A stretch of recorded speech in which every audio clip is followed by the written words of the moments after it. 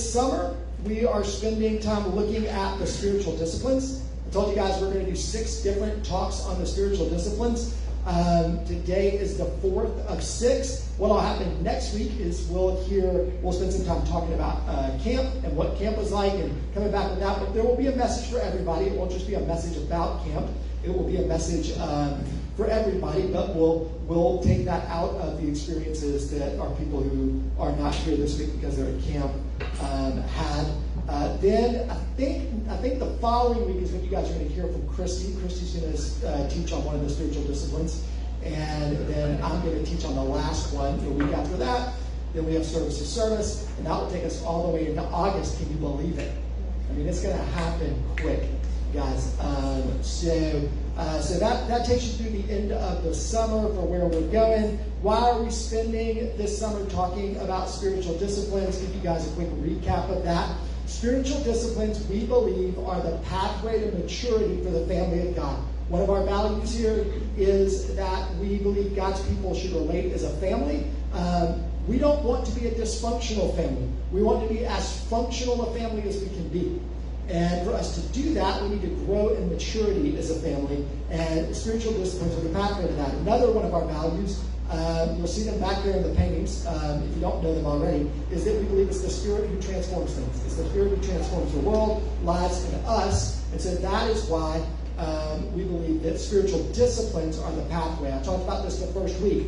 You know, the sun can be shining outside all the time. Right? God's love and God's presence is available to us all the time, just like the sun can be shining outside. But if you don't get into the sun, you don't experience the benefits of the sun. And the same thing's true. The spiritual disciplines are just a way we get into a place where we can experience the benefits of God's love and God's presence and God's power in our lives. So at Highlands, we want to be a model of the mature, healthy family of God. Right? If you're thinking about what is the goal of this group that gathers together and why do we gather together in these times on Sundays and beyond, it's because we want to grow into a model for the world of what a mature, healthy family of God looks like. We aren't aiming at being perfect. I was just talking to somebody recently. Some of you are perfectionists, right? That's your thing. Not this guy. Some of you are perfectionists, and it drives you nuts. It kills you when you don't get everything right. Part of our job is to let you know that you're not going to get everything right. You're human, right? So we're not saying that we expect to be perfect. We especially don't want to be people pretending to be perfect. That is where the church probably fails the most.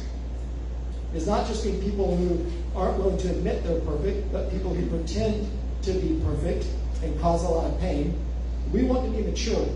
In Greek, in the New Testament, the word Jesus uses is teleos. Right? He says, be mature as your Heavenly Father is mature. Be full grown. Right? We want to grow into whatever it means to be full grown members of the family of God. And if you're wondering, why does that matter in terms of like when you look around the world today and everything that's happening in our world today, is that we believe that the best thing the church can offer a world that is divided, chaotic, and confused is a mature family of God. Is people that are growing in exactly the image that God made for them so that they could be stewards of the earth, which is what he called us to be in Genesis 1. And again, the pathway to that is spiritual disciplines. Right? I've said this every week, but I want it to get old. I want you to be able to say it back to me. Spiritual disciplines are normal, and they should be practiced by everybody in the family of God. They aren't just for pastors. They aren't just for the super religious. They aren't for monks and nuns. They are for everyone. And you should try them all. And try to at least occasionally stretch yourself in all of them. But certain ones will be easier for you due to your personality. You've probably seen that already so far. Some of the things I've talked about, you've been like, that really resonated with me. Some of the things I've talked about, you're like, I don't want anything to do with that, or that's boring, or whatever. You should try them all, but understand that certain ones will be easier for you due to your personality. And so my goal this summer is to give you very practical ways to try each of them out. If you'll look every week, I think I've given you guys a handout. There's handouts all around. If you're sitting on the back bar, you're not going to see those because I want you to be in community, right? And so I left them on the tables, but they're back there, right? So you can grab those. And those are just some practical ways to practice during your week this week's spiritual disciplines. My ultimate goal for you is that by the fall, by the time we get into August, which is not technically the fall, but it's what we call fall, that you will pick 3 of these practices, 3 of the 12 we look at, that you will commit yourself to practicing regularly through the end of this year. All right? There's all the background to what we're doing and what our ultimate goals are for this series. So all of these talks we have made sure are up on our YouTube channel. You're like, you have a YouTube channel? Yes, we have a YouTube channel, Highlands Marietta. And they are also on our podcast. Yes, we have a podcast, Highlands Marietta. You can search it on all of your podcast platforms that you love. And all of these are up there. Week 1, we talked about prayer and meditation. Week 2, we talked about fasting and feasting. Week 3, we talked about study and wonder. And this week, we're going to talk about simplicity and celebration. And what I told you is we're trying to offer you each week 2 sides of a coin. Right? The people of God want to be people that are balanced in the Lord. And so there's different ways to do things, right? We should pray, we should talk to God, but we should also meditate. We should learn to listen to God. We should fast, right? We should be willing to give up things voluntarily, like to pursue the Lord, but we should also feast. We're also called to feast. We talked about that. God gave Israel all these feasts that they were supposed to do and the importance of that. We should study. We should seek to be transformed by the renewing of our minds and make sure that our minds are sharp and know and understand the Lord. But we should also be people of wonder. People who take time to realize that there is a point at which God is beyond our knowing. And God is just incredible and amazing. And we should be people who practice wonder. And so this week we're going to look at simplicity and celebration. And when I talk about simplicity and celebration, I want to let you guys know, you can think about fasting and feasting, and you can kind of slip into the idea that simplicity and celebration are the same as fasting and feasting. They aren't. They're different, and hopefully I'll be able to indicate why they're different today. But if I don't do a good enough job, I would encourage you to think about how they are different. So simplicity and celebration, the bottom line of today. Throw it up there for them. Kelly, I think it's maybe one back. Yeah. Bottom line of today. We will grow in maturity and freedom when 1, the things we own do not own us, and 2, the world around us doesn't own our joy. So those are the things we're going to talk about. We're talking about the idea of our things that we own not owning us, and the world around us not owning our joy. Simplicity and celebration. Simplicity is letting go and confessing you don't need anything more than God. And celebration is proclaiming and enjoying the abundance that God has given you. Right? So 2 sides of a coin. We're going to start with simplicity. Simplicity, if you want a quick definition of the spiritual discipline of simplicity, it's this: uncluttering life for the sake of focus on God. Right? Some of us unclutter our lives because we don't want to be hoarders. Some of us unclutter our lives because it gives us peace of mind. Some of us unclutter our lives because it makes us feel better about ourselves. Simplicity as a spiritual discipline is uncluttering our lives for the sake of having more focus on God. Who's got Matthew 6, 19 through 21? Who got that one? Go ahead and read it for me, Bill. Do not store up for yourselves treasures on earth, where moths and vermin destroy, and where thieves break in and steal. But store up for yourselves treasures in heaven, where moths and vermin do not destroy, where thieves do not break in and steal. For where your treasure is, there your heart will be also. You know, one thing that's nice about Jesus is he's super repetitive, right? Because it helps people remember things. He's really simple. He's like, do not do this, right? Do not do this, do this. And it's super simple. Jesus reminds us in this passage that our hearts follow our investments. What we store, what we hoard, the things that we idolize will always compete with our love for God, with where our hearts think that true life is found. Right? Here's the problem for us. For us particularly, this isn't the problem for everybody in the world, but for us, we are drowning in abundance. We are drowning in stuff. If you're like, why do people do fill in the blank? It's because we've taken care of all of our basic needs and we're still looking for meaning. Why do people spend so much on fill in the blank? You'll never fill in the blank. I won't say this, I will never fill in the blank with the things I want. I'll be like, why do people spend so much money on this thing that I think is dumb? It is because we have taken care of our basic needs and we're still looking for more meaning. It's not always the case, but it is often the case. We are drowning in stuff, physical stuff, emotional, relational stuff. Do you ever know those people? I'm not going to ask you to raise your hand. Please don't. But do you ever know those people that you're like, man, they always have drama in their lives.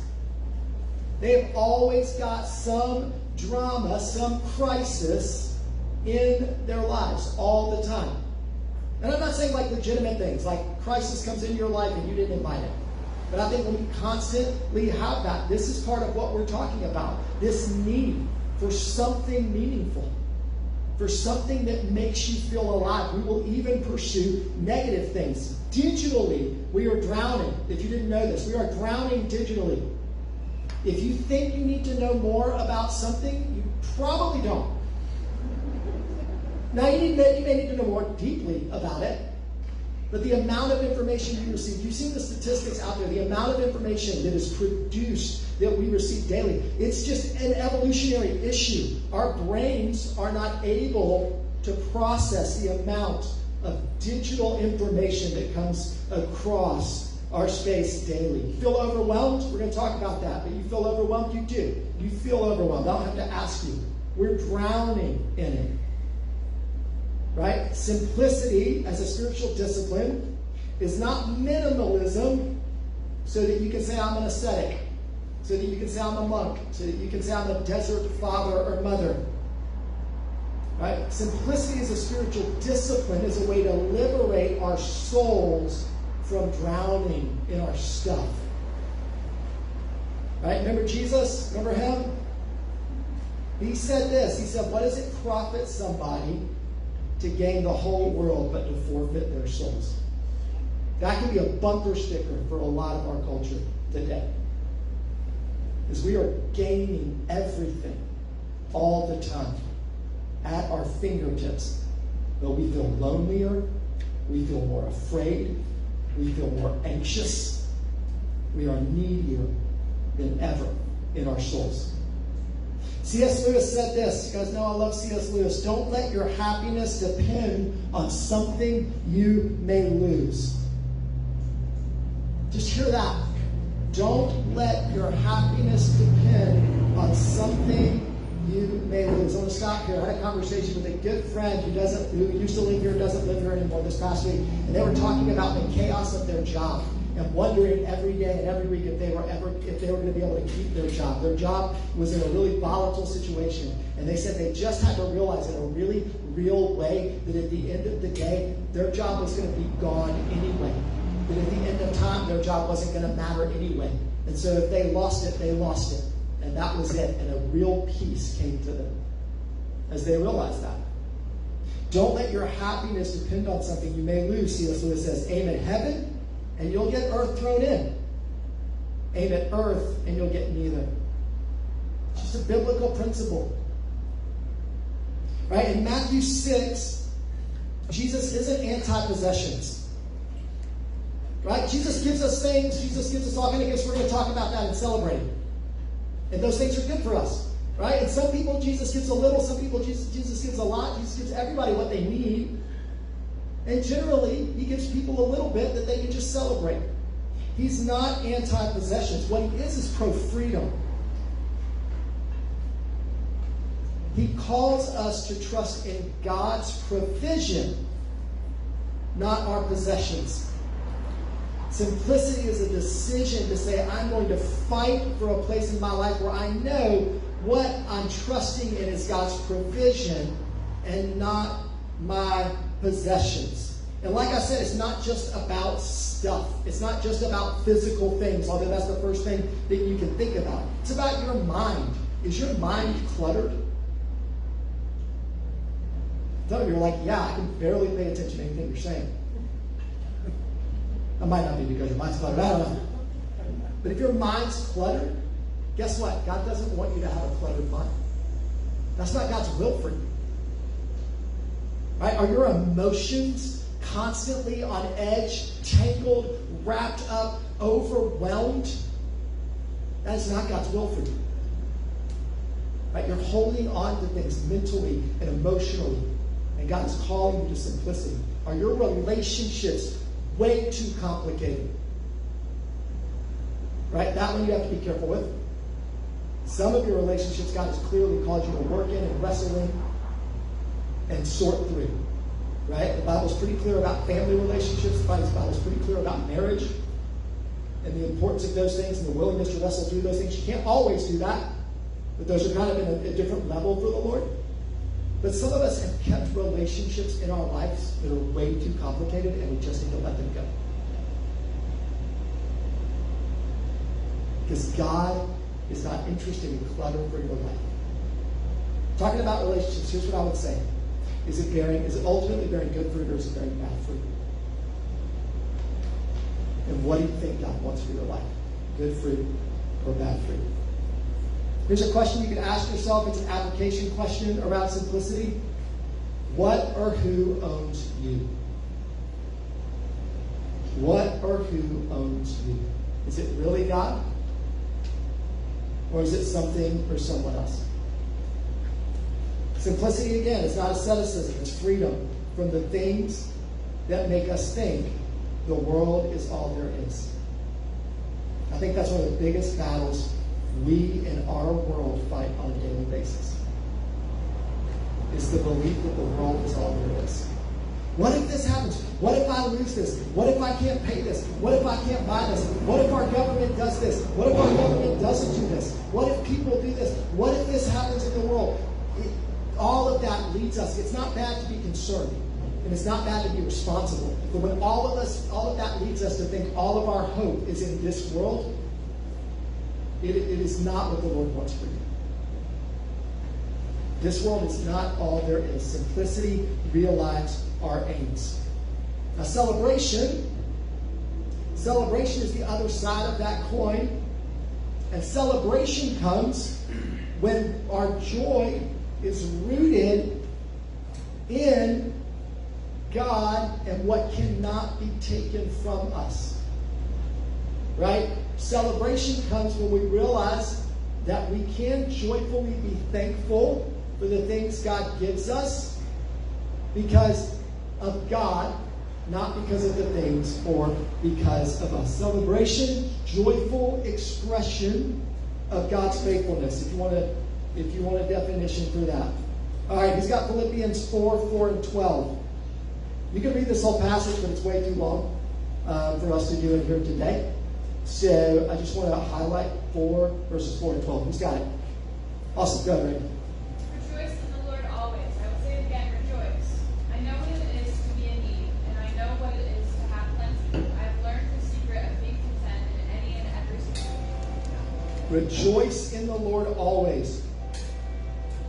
I have learned the secret of being content in any and every situation. If you can say those two things, you can celebrate.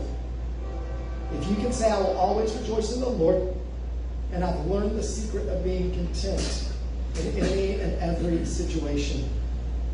Tim Keller talked about this passage, and here's something he said.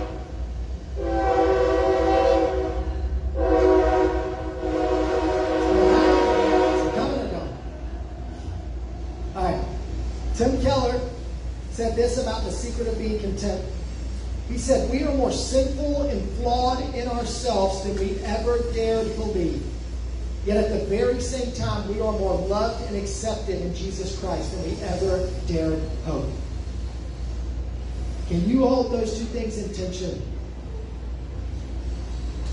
Can you look at yourself and say, I am more sinful and flawed in myself than I ever dare want to think about, right?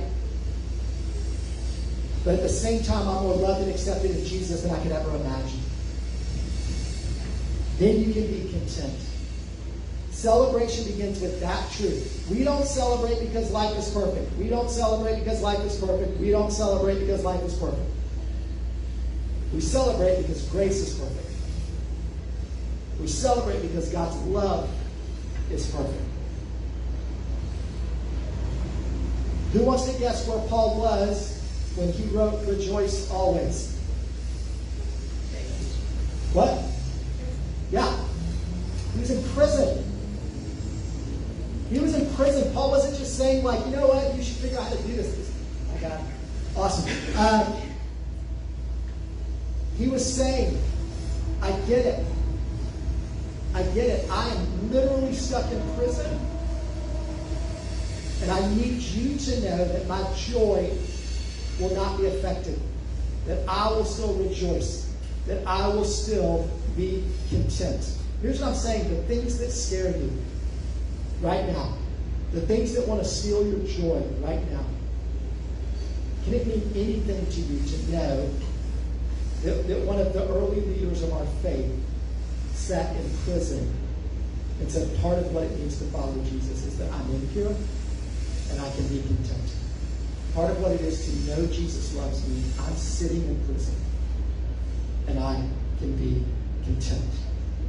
Paul connects joy, contentment, and knowing that God is for us. His joy is not based on circumstances. He can celebrate because of who God is and what he knows God knows about him. Right. Here's the thing. If you think about celebrating, we're going to talk about the practical parts of celebrating in a minute. But if you think about it, it's important to admit this is one of those things where it's like people would say, well, you can celebrate. That must be nice. You can celebrate because you don't have to deal with whatever, right? That's what people would say. You can celebrate when the world is on fire, but that's just a privilege, and it is rude, and it is shallow, and it is inappropriate to celebrate when the world is suffering. That's a real criticism of people who would want to celebrate. My response, what I think the Bible's response is, you can see it in Ecclesiastes. Who has Ecclesiastes 3? Go for it, Gene. There's a time for everything and a season for every activity under the heavens. A time to weep and a time to laugh. A time to mourn and a time to dance. That each of them may eat and drink and find satisfaction in all the toil. This is the gift of God.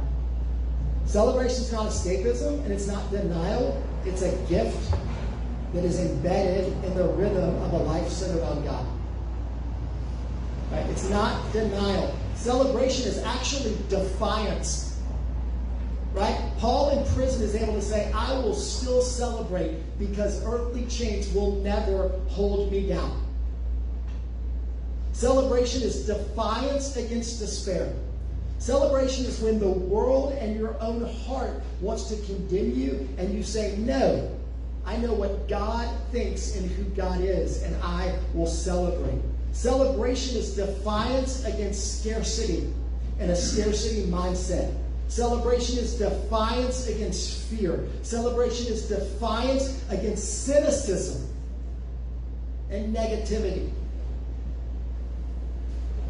So when I was growing up, one of the reasons I didn't want to be a Christian was I really liked to party. Okay? I just really enjoyed it, and I was pretty sure that if I became a Christian, I was going to have to stop. Right? And so I did end up becoming a Christian, and I did start to think, well, I have to stop. And I stopped. I got really bitter and angry.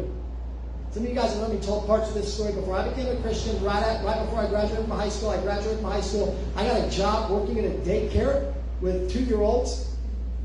You imagine? And I had to drive in Atlanta traffic every day. The teeth of Atlanta traffic every day. And the only thing I knew, really, when I became a Christian about being a Christian, besides give your life to Jesus, was that I couldn't drink or do drugs anymore, and I should listen to Christian music. And I need you to know, Christian music around 1997 was tough, especially in Atlanta. There was one station called 91.5. I forget now what the sort of name of it was, but I remember they had this slogan. It said, celebrating the rock that holds, not the rock that rolls. So you can imagine the life of a young man, 18 years old, the heat of summer, driving through Atlanta traffic after working with 2-year-olds all day, and listening to people whisper on the radio when he's just given up the 2 things that I said I'd just given up. I was miserable. I remember getting about 6 months in, and I was like, I don't know what being a Christian is, but if this is it, I can't do it. I was like, this is terrible. I was like, God, I love to have fun. I love to celebrate. I've got to figure out how to do this. So fast forward to my senior year in college, 4 years later. I rented a house with 4 other guys. We lived at 80 Springdale Street. We called it Club 80.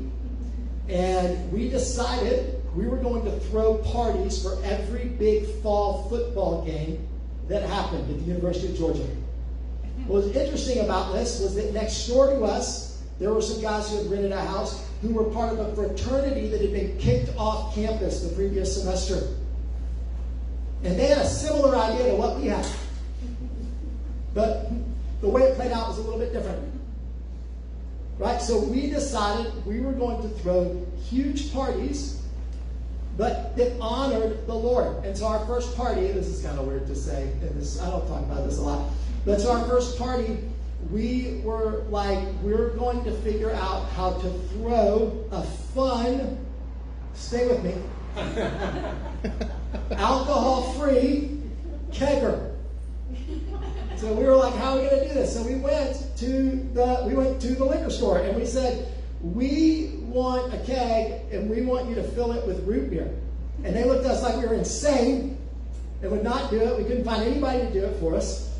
So we got out of there. So we bought a bunch of round coolers, you know, like those round orange coolers, and we filled them up with Kool-Aid. And it was horrible Kool-Aid. It was not mixed well.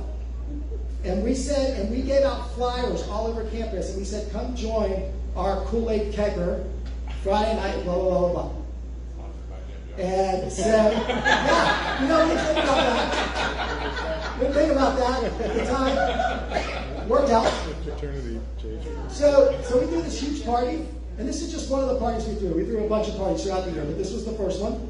So we threw this huge party, and like to get in the door, I'm really sorry to say this, to get in the door, you had to do a handstand and drink out of that Kool-Aid thing. And then we let you in, and we had music, and we had food, and we had fun, and we had a ball. And it was so much fun, you guys, that people started leaving the party that the frat house kicked off campus was throwing to come over to our house and be a part of our party. And so we threw those parties throughout the year. Right? We did them throughout the year. And it was fun, and it was goofy, and then the people who ended up moving into that house started throwing those parties, and then the people who moved into the house after that started throwing those parties. And it ended up becoming an organization on our campus that, interestingly enough, came back and helped us plan one of our camps when I was a youth pastor for the network for one camp. It's this group on UGA campus called Phi Slam. Now, they're huge, they're big, they took it to a completely different level than we would have ever done. But it all started because we realized that Christian celebrating was important. Right? It's not a small thing. You've got to find ways to celebrate as a Christian. The world needs to know that God wants them to celebrate and wants them to celebrate in ways that doesn't steal from them the next day, but gives them even more life. Right? All right, so why do simplicity and celebration matter for us day to day right now? Are you overwhelmed by your schedule and the stress it causes? Simplicity is a spiritual discipline that can help. Do you find yourself medicating your loneliness with things? Celebration could truly help you. Do you find yourself, this is for some of us, do you find yourselves working towards a retirement that won't really matter or won't really last? Right? A goal that ultimately won't be satisfying? Do you find yourself beyond that and wondering what there really is left to do? Right? Getting yourself back to a place that says what I need is God, what I have is God. Not money and not time. Can help you work through those questions. Last thing is this. Do you feel like if you just had more fill in the blank, you would feel better about yourself and your life? Do you feel like if you just had more money, more stuff, a better this, that you would feel better about yourself and your life? I will tell you this. I've had a lot of things and I've had a little things. I've had what the world would view as success, and I've had what the world would view as failure. I've made more money and I've made less money. I've had bigger houses, I've had smaller houses. And I will tell you this. Every time I look in the mirror, to say, God's staring back at me. Every time. He's no better or worse based on any of those things. Simplicity and celebration can help you come to terms with that as well. All right, I'll give you guys a practical application. You have those papers. I'm going to give you guys a practical application. I'm going to let you have discussion for a few minutes before we close. Here's some practical applications this week, really quick. If you don't want to do what's on that paper, choose one possession to give away this week.